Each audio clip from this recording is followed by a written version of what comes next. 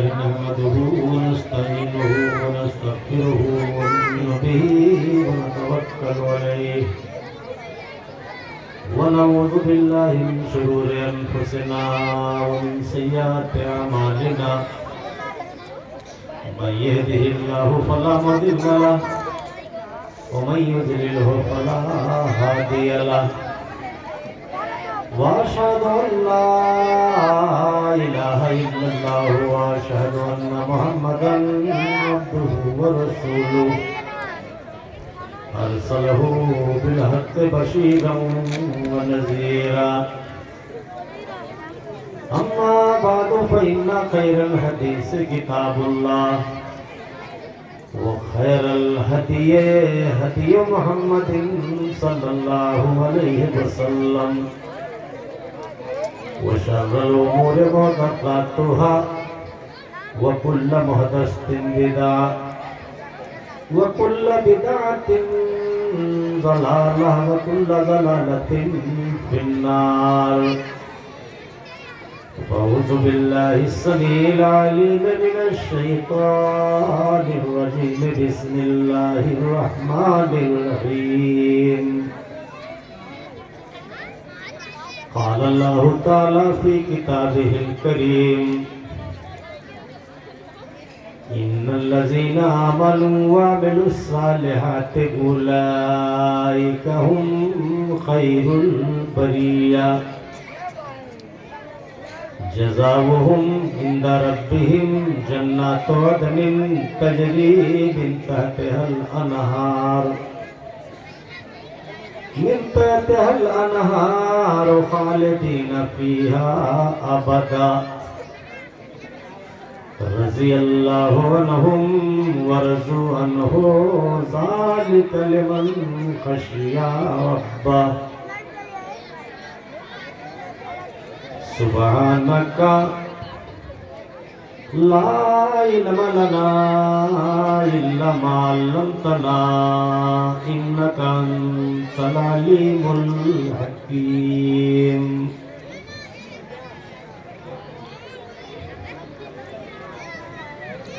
खुदाए दो आलम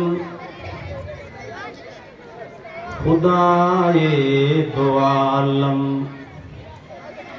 शहंशाहे आली खुदाए दो आलम शहंशाहे आली तेरी ज़ात यकता अनोखी निराली तेरी ज़ात यकता अनोखी निराली है अर्ज़ो समा तेरी रहमत से कायम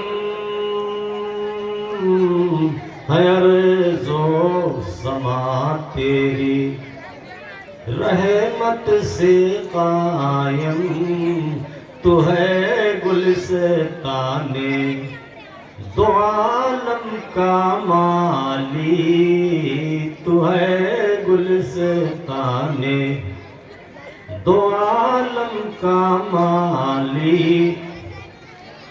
गुनाहों से करता है सरफे नजर तू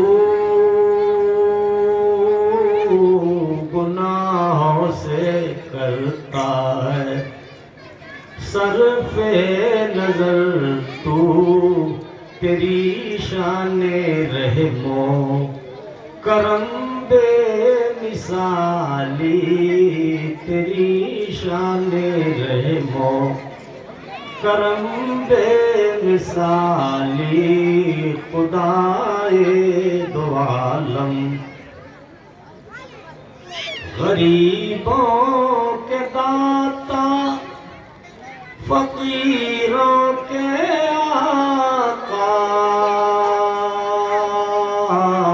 गरीबों के दाता फकीरों के आका इधर भी नजर हो कि दामन है खाली, इधर भी नजर हो कि दामन है खाली। ये बुत सब सितमगर है बारे अल्लाह, ये बुत सब सितमगर है बारे अल्लाह। तू ही है तू ही हम गरीबों का वाली, खुदाए दो आलम। हजरत सदर मोहतरम अजीजी नाज़िम इजलास और डाइस पर तशरीफ फरमा वलमाए किराम, उर्बो जवार दूर दराज से आए हुए मुअज़्ज़ज़ सामीन और सामिआत,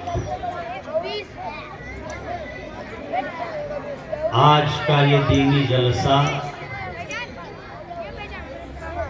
कोई बड़ा प्रोग्राम तो नहीं, मदरसा रहमानिया सलफिया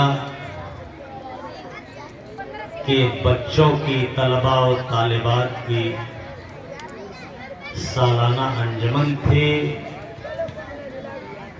दिन में बच्चों ने हिस्सा लिया, अपना प्रोग्राम पेश किया और इंतज़ामिया ने यह फैसला किया कि रात को 1-2 घंटे के लिए एक आध आलिम बुला लिया जाए और कुछ बातें कुरान और हदीस की हो जाए। बुजुर्गों और दोस्तों, ये जिंदगी, ये वक्त बड़े भाग और बड़े नसीबे और तकदीर से मिलता है और कब वक्त आए या ना आए, कब आदमी मौजूद है कि नहीं है, ये आप गनीमत जान लीजिए। इस 1-1.5 घंटे की बैठक को आजकल या पहले भी इंसान हंसता खेलता रहा, बाद में आवाज आई कि फला का हार्ट अटैक हो गया, फला हंसता खेलता यार मिला था, एक्सीडेंट हो गया, रोड ही पे मर गया। तो ये अचानक मौतें इस वक्त बहुत हो रही हैं। आदमी की जिंदगी पंख पखेरु की तरह हो गई है और आदमी अपनी जिम्मेदारी से दूर भाग गया है। हालांकि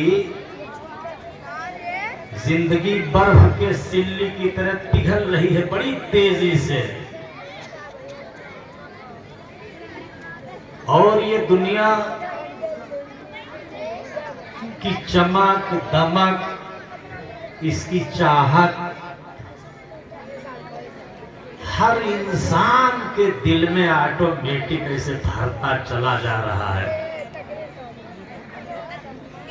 मौत को वो मुड़ के नहीं देख रहा है, मरने को के लफ्ज को सुनना नहीं चाहता है और शैतान ने ज़हनो दिमाग में पूरे तौर पर पेंट कर दिया है, मुज़य्यन कर दिया है कि जो कर रहे हो यही सबसे बढ़िया काम है, इससे बेहतरीन कोई काम नहीं है। अल्लाह ने कुरान में बयान फरमाया, वज़ुय्यन लहुमुश्शैतानु मा कानू यामलून। शैतान ने उनके ज़हनो दिमाग में इस बात को रचा बसा दिया था। वो जहां जाते थे, जहां कहीं रहते थे, उनको यही दुनिया ही पसंद थी, यही रुपया पैसा ही पसंद था, इसके अलावा कुछ नहीं। वो कोई काम करते थे, दीनी काम करते थे तो भी रुपया, दुनियावी काम करते थे तो भी रुपया, शादी ब्याह करते थे तो भी रुपया, खाना पीना करते थे तो भी रुपया। मतलब कुल का मकसद सिर्फ रुपया था। और शैतान ने समझा दिया था कि अगर सुंदर घर रहेगा, सुंदर सवारी रहेगी, सुंदर तुम्हारा हर काम रहेगा, तो तुम ही समाज में सबसे ज्यादा इज्जतदार माने जाओगे, बड़आदमी माने जाओगे, शरीफ माने जाओगे। जहां जाओगे तुम्हारी कदर व इज्जत होगी, जहां जाओगे तुम्हें कुर्सी दिया जाएगा। यही रात दिन वो सोचते हैं। और अल्लाह ने कुरान में बयान फरमाया, ये तो हम कहते हैं ना कि फलमा बहुत इज्जतदार है, बड़ा शरीफ है, बड़ा रईस है, लेकिन अल्लाह कुरान में कहते हैं वलिल्लाहिल इज्जतो। हे नबी, आप दुनिया के इंसानों को बता दीजिए कि सबसे बड़ा इज्जतदार अल्लाह है। अल्लाह सबसे बड़ा इज्जतदार है। तुम झूठे इज्जतदार ना बनो। तुम्हें शैतान ने तुम्हारे गुब्बारे में हवा भर दिया है। वलिल्लाहिल इज्जतु वलिर्रसूलिही। अल्लाह के बाद अगर इज्जत है तो उसके रसूल को है। वलिल मुमिनीन। अल्लाह रसूल के बाद अगर इज्जत बचती है तो वो मोमिन मर्दों की है और मोमिना औरतों की है। बस इज्जत, बड़प्पन, शराफत तीन ही में तकसीम ही हुई है। सबसे बड़ा इज्जतदार अल्लाह, उसके बाद उसके रसूल, और उसके रसूल के बाद मोमिन मर्द और मोमिना औरतें। यही तीन ही कुरान ने कहा है कि इज्जत इन्हीं तीनों में बांटी हुई है, आगे नहीं है कुछ। तो जब आपका हमारा नाम ही नहीं है तो हम तो शैतान के कहने से इज्जतदार बने भाई। मौलवी साहब, इन बच्चों को संभालो, बिल्कुल खटमल हुआ है। तो इज्जत तीन के पास है, अल्लाह के पास, उसके रसूल के पास, और उसके बाद मोमिन मर्दों के पास, मोमिना औरतों के पास। अगर हम मोमिन हैं, हमारी माएँ बहनें मोमिना हैं, तो वो भी इज्जतदार हैं। और अगर मोमिन नहीं, मोमिना नहीं, तो वो इज्जतदार नहीं हो सकते। ये अल्लाह ने तकसीम की। तो सबसे बड़ी जिम्मेदारी हमारी ये बनती है कि अल्लाह को पहले माने, फिर उसके रसूल को, और फिर उसके बाद ईमान वालों को। लेकिन हमने तीनों छोड़ दिया है। हम ज़बानी दावा कर रहे हैं, हमारे अंदर कोई खूबी नहीं है। आज अगर अल्लाह ताला मजहब इस्लाम को आदमी बना दे, शक्ल दे दे आदमी की, मजहब को, और उससे पूछा जाए कि पूरी दुनिया में तुम्हें किसने सबसे ज्यादा सताया है, तो वो कह देगा कि मुसलमानों ने सबसे ज्यादा मुझे सताया है। लेकिन वो अल्लाह ताला ने उसे इंसान बनाया नहीं है कि वो अपनी जबान से बोल दे। आज दाढ़ी रखे हुए हैं, पैजामा पहने हैं, टोपी लगाए हैं, नमाज भी पढ़ते हैं, नौगढ़ में, शहरों में एक जमीन बैनामा कर देते हैं, एक मंडी दो मंडी, और खारिज दाखिल होने में 1 महीने का वक्त बचता है। तब तक वही उसी खतौनी से दूसरे को वही जमीन बनामा कर देते हैं, और दोनों खारिज दाखिल करवाने के लिए तहसीलदार के यहाँ पहुंचते हैं तो वो भी स्टाम्प दिखाता है, ये भी स्टाम्प दिखाता है, जमीन वही है। अब दोनों क्या कर रहे हैं, कौन मुकदमा लड़े हैं? अगर फैसला भी होगा तो 10, 15, 20 साल बाद होगा, तब तो तारीख चलेगी, तो बाद में पता चलता ये किसने किया। कान बहुत फलाने, अरे वो जो नमाज पढ़ता है, दाढ़ी रखे हुए है, हाँ बहुत दिखावटी है, रियाकार है वो, देखो। अब हैरत है, वो चलते का है कि है, बंबई चला गए, कहूँ भाग गए, यह हाल है। तो रुस्वा सबसे ज्यादा इस दुनियादारों ने किया है इस्लाम का भेष बना करके इस्लाम को। अल्लाह के नबी ने बयान फरमाया कि ये तुम्हारी दुनिया की जिंदगी 60-70 बरस से ज्यादा नहीं है, उसी के बीच में है। 60-70 बरस के अंदर ही मर जाओगे। कि सब काफिला यहाँ से है जाने वाला, डरो वक्त जो उससे है आने वाला। सारे लोग मर जाएंगे, तुम्हारे माँ बाप भी मर गए, दादा भी मर गए, और सब जमीन के खुराक बन गए, उनकी हड्डियां सड़ गई। तुम्हारा भी वही अंजाम है। तो जब हमारी उम्र 60 साल की हो गई, 50 साल की हो गई, तो अब हमारे लिए दुनिया में कौन सा हिस्सा बचता है? किसके चक्कर में हम पड़े हुए हैं और अपने माबूद हकीकी को छोड़ दिए हैं। सेठ जी को फिक्र थी, एक के 10 कीजिए, मौत आ पहुंचेगी, हजरत जान वापस कीजिए। तमन्ना पूरी नहीं हुई, उसके पहले मौत।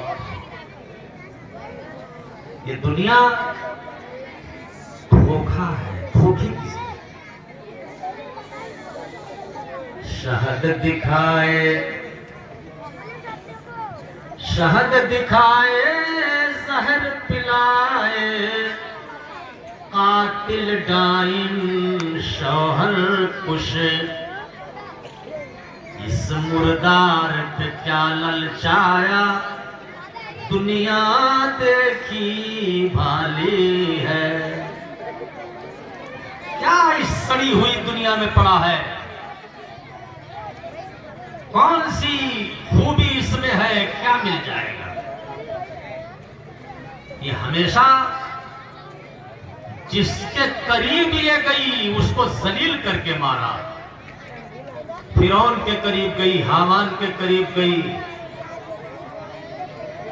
और ऐसे न जाने पूरी दुनिया में कितने उसके साथी रहे और आज हैं।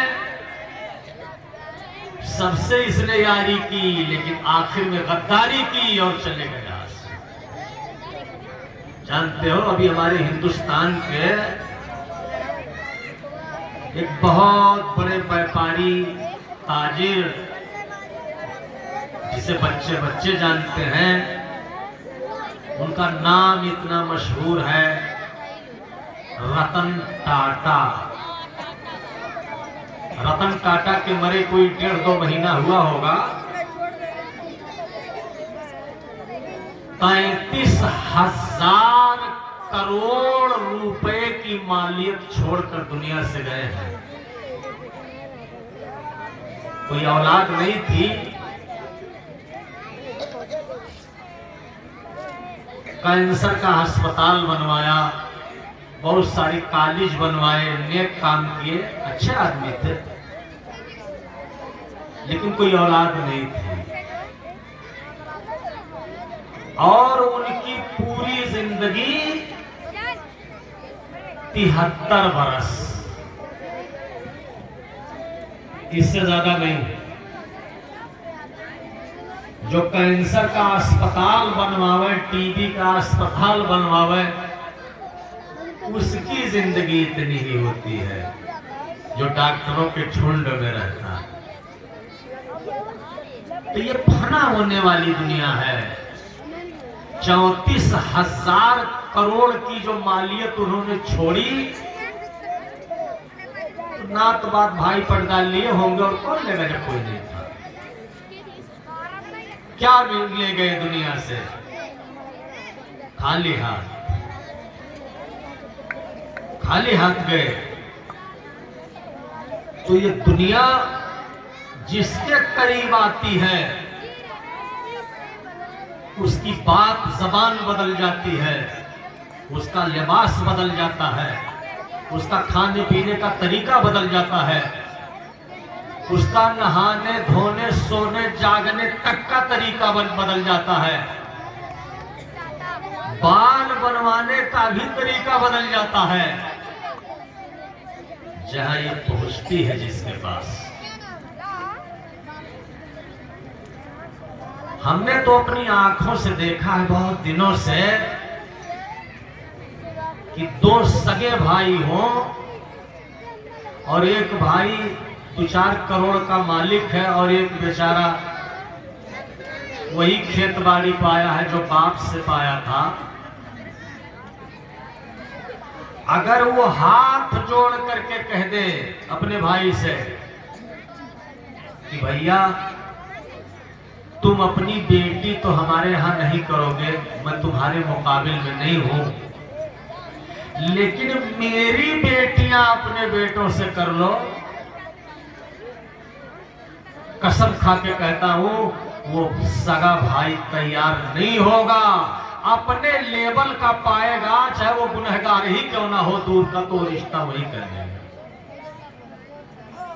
उसे यह कहा कि भाई की बेटी है, इज्जत अपनी है, अपनी लड़की है, लाओ कुछ नहीं तो बिटिया तो गरम हो जाए ना।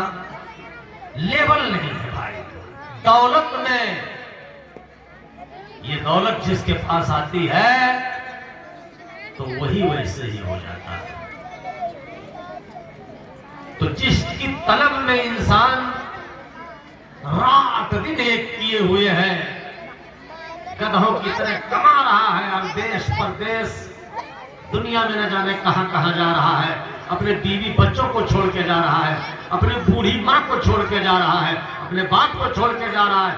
2 साल 3 साल के बाद आता है, उसे थोड़े से कागजात मिल जाते हैं और कुछ नहीं, और जिंदगी घट गई, खत्म हो गई। अल्लाह के नबी ने बयान फरमाया कि अगर तुम्हारे माँ बाप बूढ़े हो जाएं और वो मना कर दे कि हमें छोड़ करके न जाओ, तो आप उनका हुक्म माने और छोड़ दे, बाहर ना जाएं, तब आप मुसलमान हैं।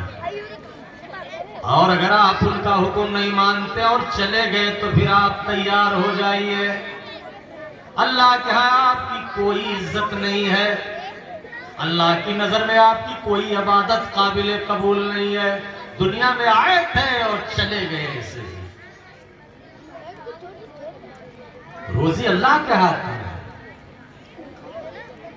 तो जब नबी की जिंदगी 63 साल, अबू बकर की 63 साल, हजरत उमर की, ऐसे नबियों की जिंदगी जब इतनी रही तो हमें कौन 150 साल जिएगा। फिर 1 साल से 15 साल तक लड़कपन, बचपना, 15 साल से लेकर 20-25 तक पढ़ाई लिखाई, 25 से 30 तक शादी ब्याह, 30 से 40 तक बच्चे पैदा हुए और तब तक 40 लग गया, आंख की रोशनी घट गई, चश्मा लगने लगा। 40 साल गुजर गए इसी में। अब 40 के बाद 1-2 कमरा घर बनाएगा। अभी घर बनाएगा कि नहीं बनेगा, तब तक एक बेटी बालिग हो गई, एक बेटा बालिग हो गया, और वो शादी भी 1-2 लाख रुपए में नहीं होगी, 4-5 लाख रुपए में नहीं होगी। गरीबुआ शादी इस वक्त 8 लाख में, कम से कम जो गरीब होगा। हमसे तो बहुत सारे लोग कहते हैं मौलवी साहब नहीं कोनो मुसलमान नमाजी देखो बिटिया निसवम पढ़ी है, नहीं कोनो बढ़िया लड़का हो, भले खेती बाड़ी कम हो लेकिन शरीफ हो। तो जब जाओ बातचीत करो कि भाई फला के बच्ची है, बड़ी अच्छी पढ़ी लिखी है, दीनदार घराना है। हम तो इसे इतना आजिज हो गए, अहले हदीस जान के बुजुर्ग पहुंचन 2-3 जगह, तो कहीं मिल साहब का बताई, यही पूर्ववा में से आए रहे, 4 लाख देते रहे, हम कुछ बोलन ना आए। तो हम कहें पूर्ववा में मतलब कवन गांव, कहें गंवा मनाई ख्याल की है, और कहते रहे नकद इतना देव। तो हम कहन बाबू तो उन्हें नकद 4 लाख देते रहे गाड़ी घोड़ा के बाद, और सुनाई की हो तो हमरे कहे का होई। अरे बात चाह जाए तो 10-5 हजार काहे नहीं कम हो जाए। हमसे ऐसे कहते हैं, हमसे मौलवी से हाजी कहता है, नमाजी कहता है। तो 4-5 लाख आई है तो बिटिया दिया है नहीं हुई। फिर उस बच्ची को देखने के लिए उसके घर भी नहीं जाते हैं, कहते हैं होटले को बुलाए लो। अब एक कुंवारी बच्ची को उसके माँ बाप लेके जाते हैं, और ये गाड़ी में बैठ करके रोना यह है कि मर्द अगर ना करे तो कुछ समझ में आता है, लेकिन 60-60, 70-70 किलो की नकाब बोढ़े और जीप में बैठ करके होटल में जाती है, नीचे से ऊपर तक बिस्लरी पानी पीती है, काजू बादाम किशमिश कुल पानी और आला क्वालिटी बर्फी। तो ठीक है, घर से फैसला करके बताई। जब वो घर से फैसला करके बताई तो वही दस्तखत हो गया कि अभी नाई के भी नहीं के। अब वो होटल बिल भरे 10,000 रुपया, ये मुसलमान कर रहे हैं यार। ऐसे मुसलमानों को अगर अल्लाह ताला ठोका है तो कौन सी बात है, काहे दुआ मांगा है? हम भी 1 रकात पढ़ी, तो ठीक है भाई, हमें जोड़ में दर्द है, मरीज है, तू जवान हो के एक रकात वितर पढ़ो। हाँ, तुम्हें 3 पढ़े चाहिए कम से कम, और ज्यादा जितना पढ़ो।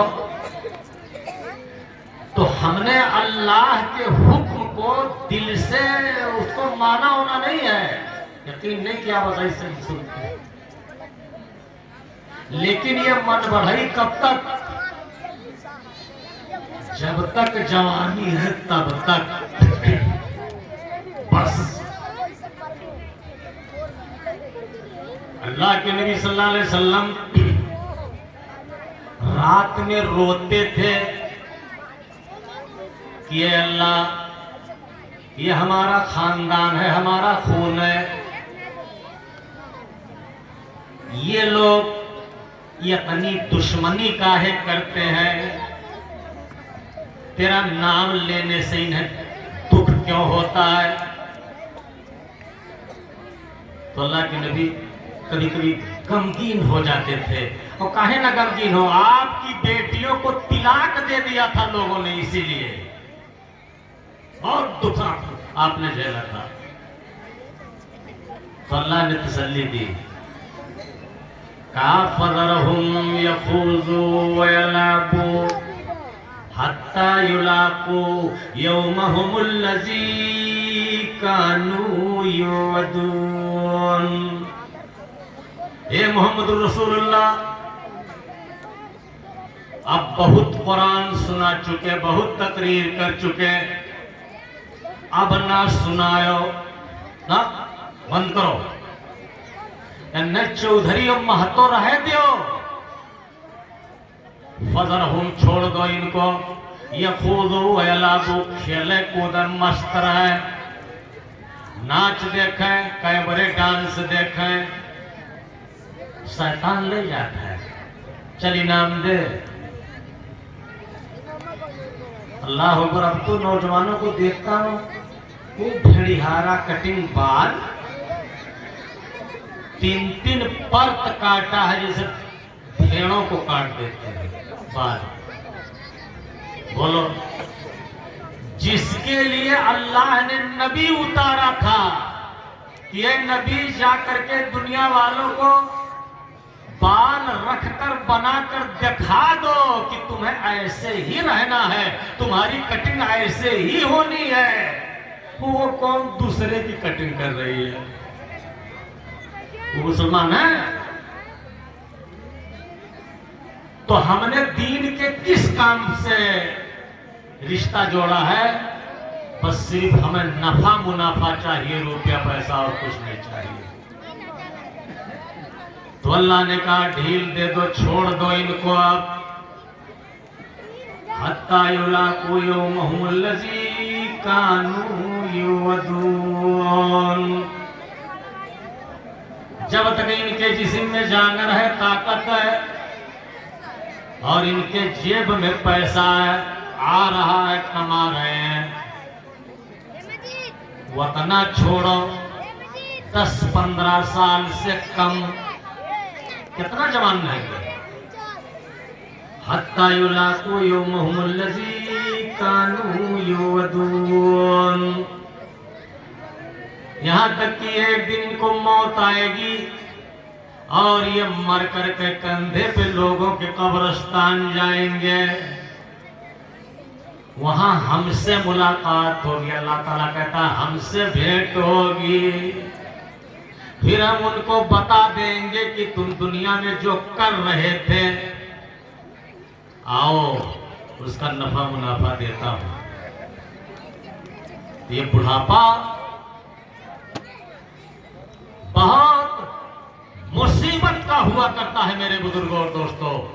और 60 साल के बाद कोई अमनो चैन दिल में नहीं रहता है।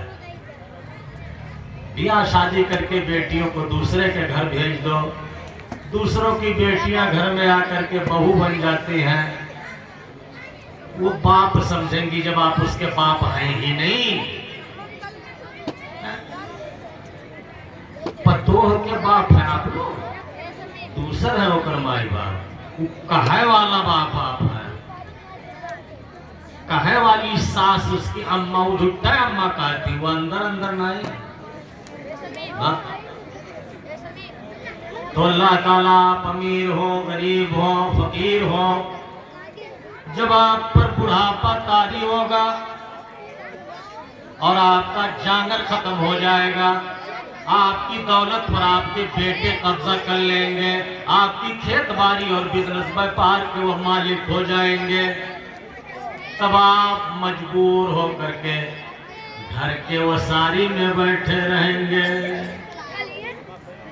कोई रिश्तेदार घर में आएगा तो एक मर्तबा सलाम करके आपके पास बैठेगा भी नहीं।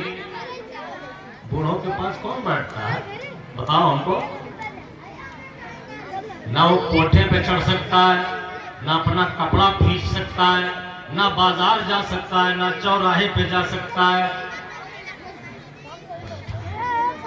और रात में जब सोता है तो पहली नींद का झोंका जो आया उसी में सोया, फिर आंख खुल गई तो रात भर ताकता रहा। बूढ़े को नींद नहीं आती है जनाब, बहुत कम। रात भर सोचता रहता है, पूरी दुनिया सोती है और रात में वो सारी चीजें सोचता, अपनी जवानी सोचता, अपना बचपना सोचता है, अपने गुनाह सोचता है, अपनी बेबसी और अपनी मजबूरी सोचता है। कभी अगर अल मोमिन है तो अल्लाह तौबा, अल्लाह अकबर, अल्हम्दुलिल्लाह, अल्लाहुम्मा अस्तगफिरुल्लाह, या अल्लाह तौबा, ऐसा कुछ कहता। और अगर मोमिन नहीं है तो खाली वही वाहियात गुनाह। मैं आपको एक मुसलमान की लंबी हदीस सुनाता हूं और उसी पे तकरीर खत्म कर दूंगा, गौर से सुनना। एक आदमी बहुत बड़ा जमींदार था, अपने गांव का हजारों बीघा जोते हुए था और उसे मलिकार कहते थे लोग। उसके सामने कोई चारपाई और कुर्सी पे नहीं बैठता था, लेकिन अच्छे लोगों का साथ नहीं था उसका। वो 15 साल की उम्र में जैसे बालिग हुआ, दरपीमों ने उसे दारू सिखा दिया। दारू पीने लगा, पीते पीते पीते आदी बन गया। जब दौलत ज्यादा बढ़ी और जवान हुआ तो दारू के साथ, शराब के साथ कबाब जिप चटोर हो गया। होटलों में जाकर के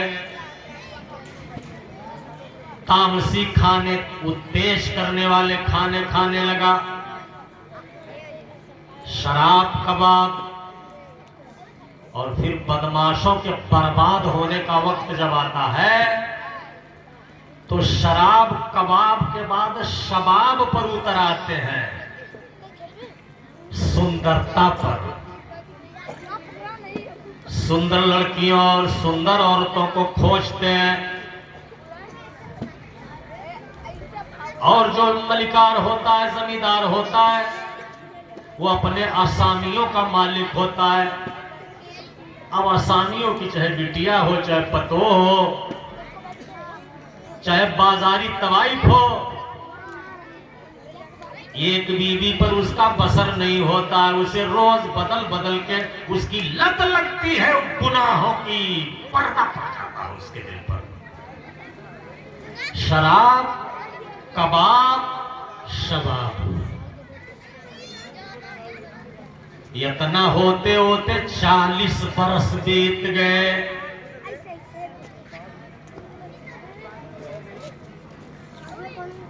उसने सोचा कि यार मैं कई 100 औरतों को, बच्चियों को दूसरों के रुपया पैसा दे करके जबरदस्ती चोरों को भेज करके उठवा लिया है, तो मेरे घर जो बिटिया और बच्चियां पैदा होंगी तो उनके साथ भी कोई ऐसा ना करे। एक जनाकार मर्द ये जरूर सोचता होगा बुढ़ापे में कि मैं ये काम दूसरों के घरों में करता हूं और वही चीज मेरे घर भी है, तो कहीं मेरे के साथ कोई तीसरा ना करे। ये तो सोचता है। उस बहादुर बांके जवान ने यह फैसला कर लिया कि मैं अपने घर में और अपने खानदान में कोई लड़की नहीं जिंदा रहने दूंगा, बचपन में मार डालूंगा ताकि न रहे बांस न बजे बांसुरी। मेरे घर में जब बच्चियां पैदा नहीं होंगी, वो बालिग नहीं होंगी, तो उन्हें उड़ाने भगाने का और उन्हें रखने का, बेइज्जत करने का किसी को मौका नहीं मिलेगा।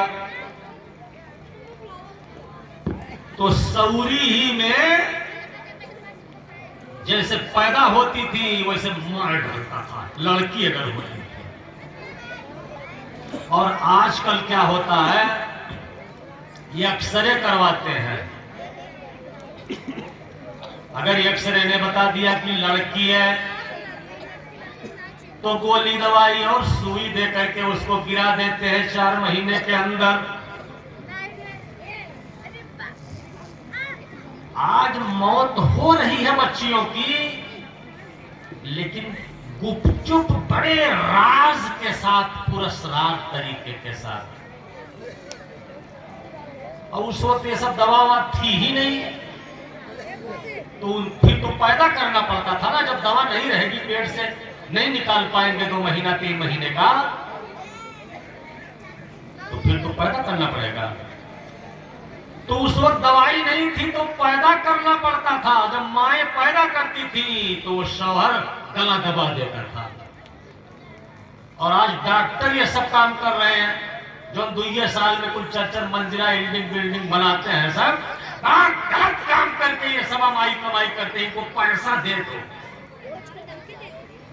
इनको सिर्फ पैसा दे दो, ये रोज 4 बच्चियां मार डालेंगे। पहले ऐसा नहीं था। गुनहगार दुनिया की मोहब्बत में अंधे हैं, पढ़े लिखे भी अनपढ़ भी, कुल उसी में रहते होते। वो बुढ़ा हो गया, बीमार हो, ब्लड प्रेशर हाई हो गया, दिल धड़कने लगा। सोता था तो उठ के बैठ जाता था, नींद नहीं आती थी तो दारू की बाटल तोड़ के पी लेता था। पीते पीते दारू भी बेअसर हो गया। दिन को पिया, रात को पिया, और इतना गुनाह उसने किया था कि बुढ़ापे में वो औरत के लायक भी नहीं था। दारू की शीशी भर थी और कुछ नहीं। क्या करता, भागा हुआ दुनिया में इधर उधर घूम रहा था। कोई मेरी दवा कर दे, मुझे नींद आ जाए, मुझे अमनो चैन मिल जाए, मुझे सुकूनो इत्मीनान मिल जाए। कोई महफिल, कोई मजलिस, बताओ। तो दुनिया में जहाजों से दूसरे मुल्क में जाते हैं, वहां तफरीह करने, मजा लेने, अगर अल्लाह ने दौलत दिया है। वो कुल मजा ले चुका, बेचैन था। तो उसने बाजार में अपने एक दोस्त से कहा, यहूदी दोस्त से जो मुसलमान नहीं था, तो कहा मीता हम बहुत दवा इलाज करवाए, बड़ा रुपया पैसा फूके, लेकिन दिल में चैन नहीं है। धड़क रहा है जिगर, धड़क रहा है कल्ब, ब्लड प्रेशर हाई हो रहा है, जहन में सुकून और चैन नहीं है, बेअमल डिप्रेस्ड हो चुका हूँ, डिप्रेशन की दवाएं फेल हो गई हैं, अरब में कोई डॉक्टर नहीं है जो मुझे अच्छा कर दे। तो उसने कहा कि एक डॉक्टर है, अगर तुम चले जाओ तो मैं यकीन दिलाता हूं कि तुम अच्छे हो जाओगे। कहा वो कौन? कहा तुम मदीने चले जाओ, मदीने में एक हकीम रूहानी और तबीब जिस्मानी है, उनका नाम मोहम्मद है और उनके मानने वाले उन्हें नबी कहते हैं, रसूल कहते हैं। उनके पास चले जाओ, तुम्हारी सारी बीमारी अच्छी हो जाएगी, तुम एकदम दुरुस्त हो जाओगे, चंगे हो जाओगे। लेकिन जब उनसे मिलोगे तब कहा यार मिलने में तो कोई बात नहीं है, लेकिन ये गलती मैंने की है। कहा वो क्या? कहा हमारे गांव में बाजार लगता है, वहां मुसलमान भेड़ और बकरी और ऊंट बेचने लाते हैं हफ्ते में, और मैंने बहुत सारे मुसलमानों के ऊंट बकरियों का पैसा भी ठग लिया है, दिया नहीं है, और शिकायत करने पे मार पीट भी किया है, मैंने मारा भी है। और उनके नबी को इस बात का पता भी चल चुका है कि वो दाढ़ी वालों को, नमाज पढ़ने वालों को, मुसलमानों को पर वो अत्याचार करता है, उनके साथ ज्यादती करता है, इंसाफ नहीं करता है, ये उनको मालूम है। और तू कहा तो वही जाओ मिलो, तो कैसे जाएगा? कैसे जाऊं?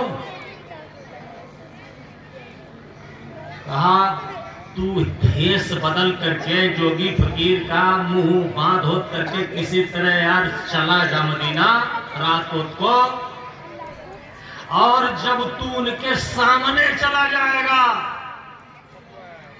तो जगह उनके बाप का कातिल भी अगर उनके सामने चला जाएगा तो वो मारेंगे नहीं। वो ऐसे आदमी हैं, ऐसे थोड़ी रसूल है, ऐसे थोड़ी सब मानते हैं, और सारी खूबियां हैं। अगरचे मैं मुसलमान नहीं हूं, लेकिन उनकी खूबियां हैं। अगर बच बचा के किसी तरह नबी के पास चला गया तो तू अच्छा भी हो जाएगा, और वो डांटेंगे भी नहीं। भले तूने मुसलमानों के साथ नाइंसाफी की है, बेईमानी की है, मारा पीटा है, माफ हो जाएगा। तो कहा ना ये तो ना हो सकता, कुल काम हो जाएगी, सारा काम कर लूंगा, लेकिन साहब वहां नहीं जाऊंगा। तो गांव भर दुश्मन है, कुल चीन है, पहचानत है।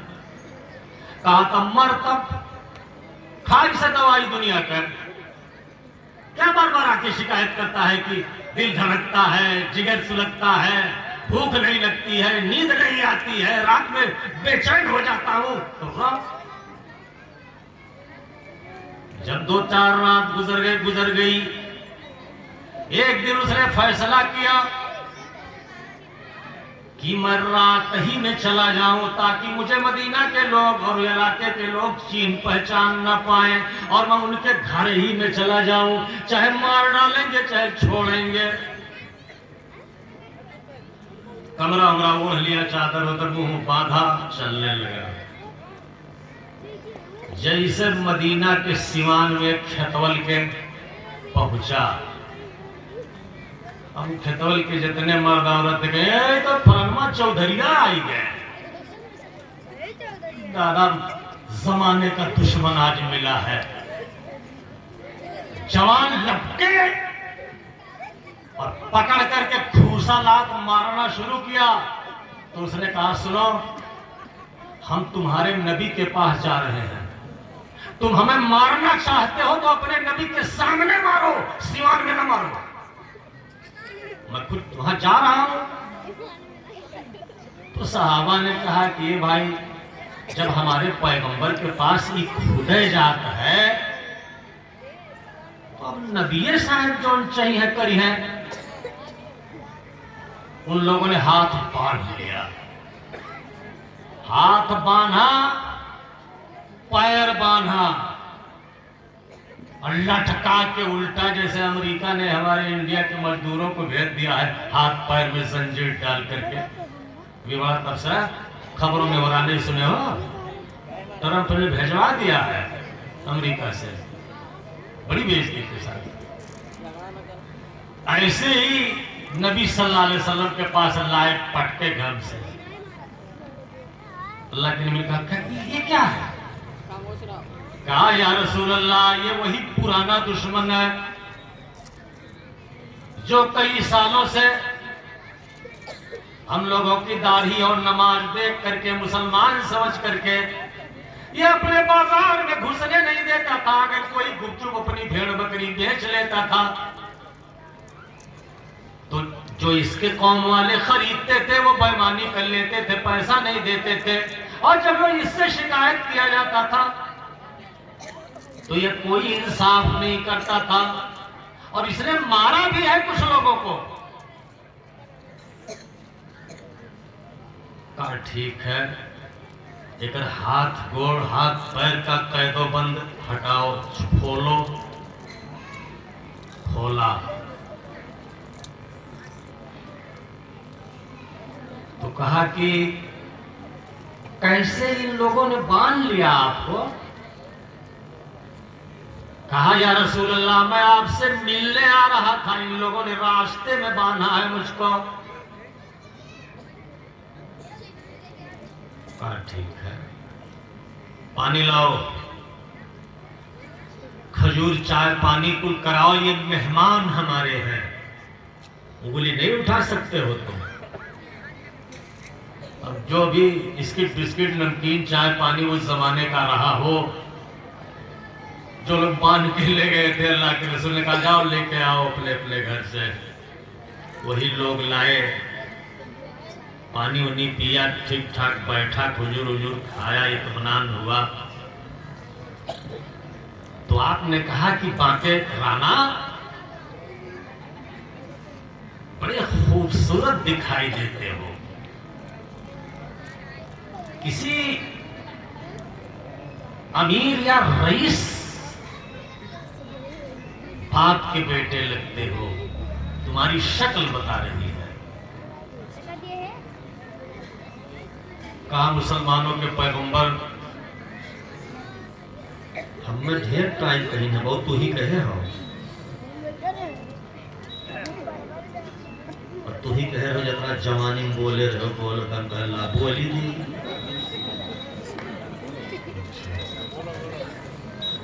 तो कहा हाँ, जो आप समझ रहे हैं वो आप सही समझ रहे हैं। मैं जमींदार हूं, जमींदार का बेटा हूं, मैं कबीले बनी कलब का सरदार प्रधान हूं, और ये आपके साथी जो हमको बांध लिए हैं, ये मुझको अकेला नहीं, ये 4-5 हमको पकड़ पाते, लेकिन मैं इसलिए जानबूझ के बंध गया कि हमको आपके पास आना था और ये लोग आप ही के पास ला रहे थे, तुम चले। कहा ठीक है, अच्छा बोलो महतो, कैसे आयो, का सोच के? कहा मुसलमानों के नबी, आप हमारे नबी नहीं है, मुसलमानों के नबी है। मैं बीमार हूं, बड़ा लंबा चौड़ा दवा इलाज कराया, लेकिन दुनिया में कहीं ठीक नहीं हुआ। एक आदमी ने बताया है कि मदीना में जो आदमी मोहम्मद नाम के हैं वो तबीब रूहानी भी है, जिस्मानी भी है। आया हुआ आपके पास, फीस लीजिए, दवाई लिखिए।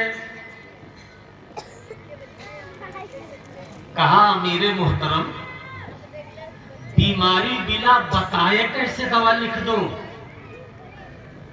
ऐसे क्या लिख दो? अपनी बीमारी बताओ ना, कहां दर्द है, कहां तकलीफ है, क्या क्या दुख है।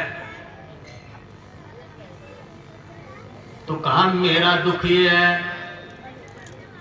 कि मैं जितनी रातें बुढ़ापे की सो रहा हूं, मुझे रात भर नींद नहीं आती है।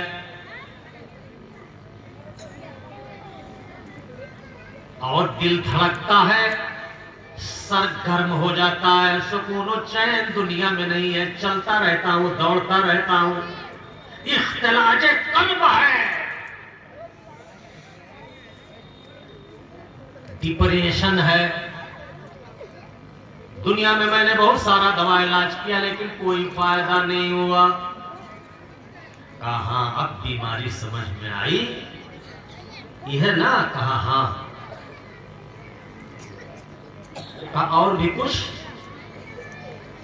कहा या रसूल अल्लाह, मैं जवान नहीं हुआ था तब से आज तक दारू दिन रात पीता रहा, और आपके पास आया हूं तो भी पेट में दारू है और जेब में भी शीशी है। अब ही है, मामूली प्याड़ा पियक्कर नहीं हूं मैं। कहा ठीक है, और कुछ? कहा या रसूल अल्लाह, मैंने कितने मर्दों और औरतों को कत्ल किया है कि मुझे गिनती भी नहीं मालूम है। पियाऊ कौन यार, चाहे का मार के चला जाता है, वो याद करी कह मरे मारे हैं जब मलिका आ रहे हो। कहा गिनतियों ने मालूम, कहा नहीं। कहा बस हुई गया ना? कहा नहीं, एक गुनाह और भी है। मैंने 70 बच्चियों के अपने खानदान के सौरी ही में, बचपने ही में जिंदा खोद के गाड़ दिया है। किसी को मारा है, किसी को गाड़ दिया है। 70 बिटिया। हज़रत उमर रज़ी अल्लाह ताला अन्हु गुस्से में लाल हो गए। कहा या रसूल अल्लाह, आप इजाजत दीजिए, इस कमीने की एक एक बोटी काट करके अलग कर दूं। एक तो मुसलमान नहीं है, दूसरे आपको चैलेंज कर रहा है, तीसरे इतनी ढिठाई के साथ ये बात बयान कर रहा है, आप सुन रहे हैं। उमर खामोश रहो, वो हमसे कह रहा है, तुमसे नहीं। कहा हुई के महतो कि औरों कुछ अभिन्न है।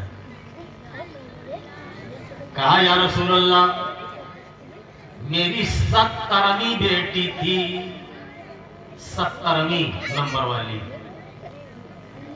मेरी बीवी के पेट में थी। मैंने अपनी बीवी से कहा था, मैं बिजनेस व्यापार की गरज से दूर जा रहा हूं, दूसरे मुल्क जा रहा हूं। उस वक्त की सवारी घोड़े, गधे और ऊंट की थी, देर लगता था, 6-6, 8-8, 10-10 महीना, साल भर लग जाता था दूसरे मुल्क व्यापार करने जाने आने में, हिसाब करने में। जब ये बेटी पैदा होगी तो मार डालना, लड़का पैदा होगा तो जिंदा रखना। जब मैं आया, मैंने पूछा अपनी बेटी से वापस आकर के कि जो तेरे पेट में हमल था क्या हुआ? कहा मेरे शौहर, मैंने उसे सौरी ही में मार दिया, जन्मते ही खत्म कर दिया। कहा चलो अच्छा हुआ, कम से कम मुझे हाथ नहीं लगाना हुआ। मैं दोपहरिया में लेटा हुआ था, मेरे घर में एक बच्चे के रोने की आवाज आई। मैंने अपनी बीवी से कहा मेरे घर में ये बच्चों की आवाज कहां से आती है? मेरी बीवी ने झूठ बोला, कहा ये पड़ोस के बच्चों की आवाज है, मेरे घर में तो कोई बच्चा नहीं है। लेकिन वो आवाज आती रही, रोती रही, लड़की रोती रही। मैं घर के अंदर गया, अमीरों का घर बखर शुद्ध घर होता है 10 मंडी में, पहले हो रहा था, अब पता नहीं भाई, तो आप लोग जानते हो। जाके देखा कि एक कोने में एक 4 महीने 6 महीने की बच्ची सुलाई हुई है और रो रही है।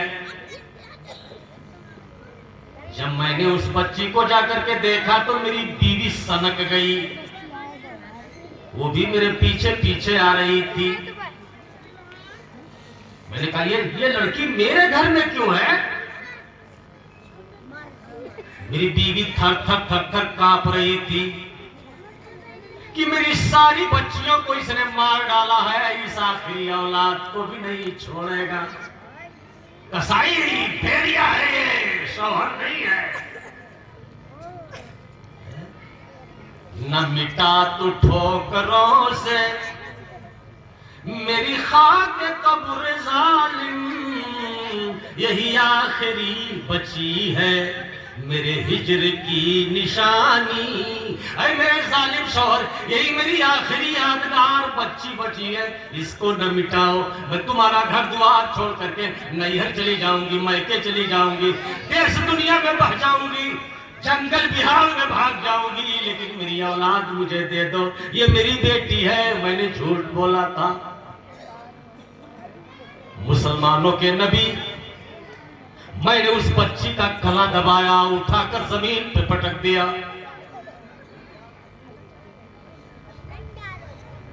मेरी अक्ल कहती थी, जब मेरी बीवी रो रही थी तो भीख मांगती थी, हाथ जोड़कर मेरा पैर पकड़कर।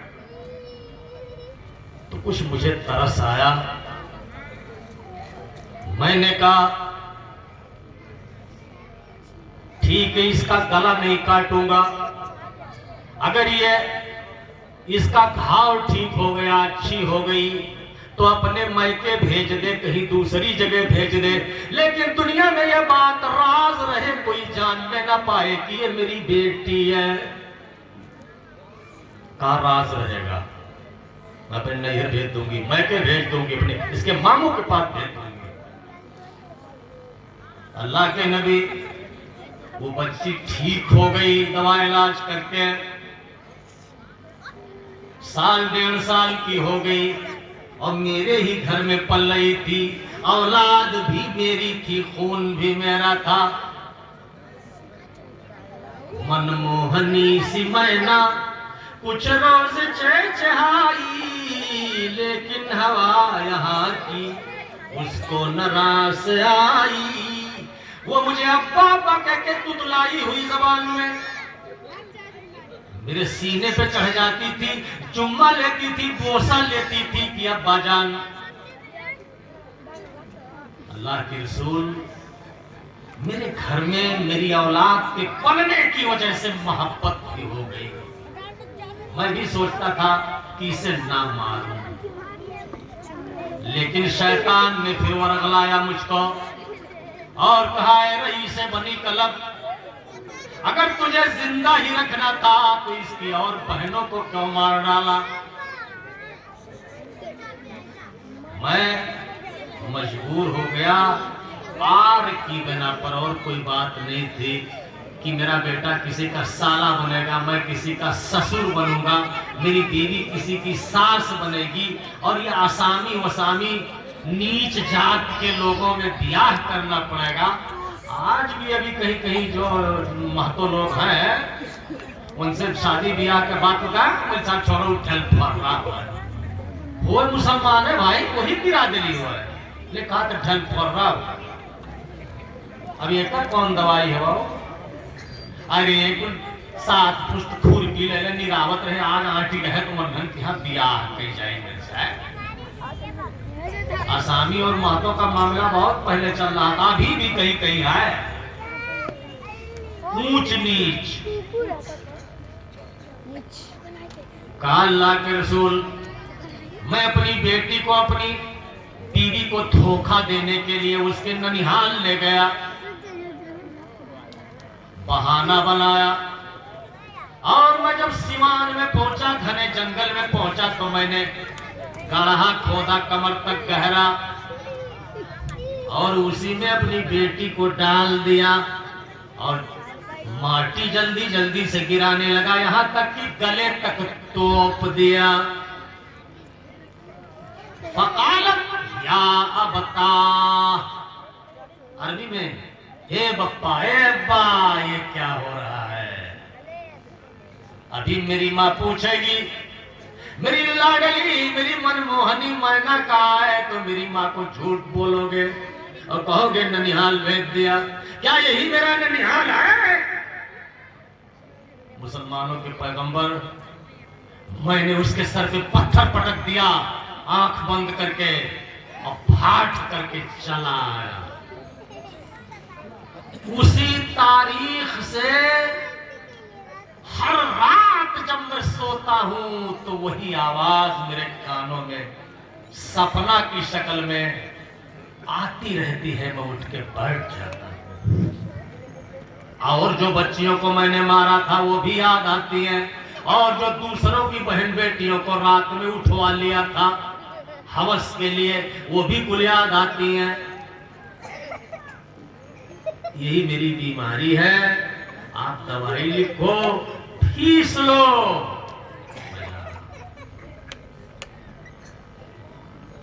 अल्लाह के नबी सल्लल्लाहु अलैहि वसल्लम रोते रोते आपकी दाढ़ी से आंसू जमीन में गिरने टपकने लगा। एक सहाबी गुस्से में आए, कहा तूने मेरे रसूल को इतना गमगीन कर दिया है कि शायद आप ऐसा कभी जिंदगी में न हुए। इतना रुला जाहिलियत की पुरानी दास्तान बयान करके। अल्लाह के नबी ने आंसू पोंछा, कहा रईस बनी कलब नुस्खा लिख दूं कि दवाई दे दूं? कहा सरकार दवाई मिल जाए तो फिर और अच्छी बात है। आपने अपना हाथ बढ़ाया और उससे कहा तुम भी अपना हाथ बढ़ाओ। उसने भी अपना हाथ बढ़ाया, हाथ पकड़ लिया आपने, ऐसे मुसाफा किया जाता है। कहा इन्नल इस्लामा यहदमु मा काना क़ब्लहु। ए रईस बनी कलब, तुम मुसलमान हो जाओ। इस्लाम लाने की वजह से तुम्हारी सारी बुराइयां, जितना तूने कत्ल किया था, जितना तूने ज़नाकारी बदकारी की थी, जितना तूने अपने और गैरों के साथ जुल्म किया था, इस्लाम सबको ढाह देगा। अल्लाह, सुना? ये मेरे रसूल की ज़बान मुबारक बोल रही है कि सारी बुराइयों को, सारे भयानक जुर्म को इस्लाम ढाह देगा। लेकिन याद रखना वो मुसलमान नहीं था, ये भी याद रहे कि बुढ़ापा चलो तुम कुल ठावा हो, ईमान लायक है ना। कहा इन्नल इस्लाम आया जमा मा काना क़ब्लहु। और दूसरी हदीस में आता है इन्नल हिजरता यहदमु मा काना क़ब्लहु। हिजरत भी सारी बुराइयों को ढाह देता है। हिजरत कहते हैं अपने दीन ईमान के लिए खेत बाड़ी घर द्वार छोड़ के कहूं भाग जाए, राजा बादशाह के डर से, वो हिजरत है। अल्लाह के रसूल मक्का से मदीना हिजरत करके आए थे।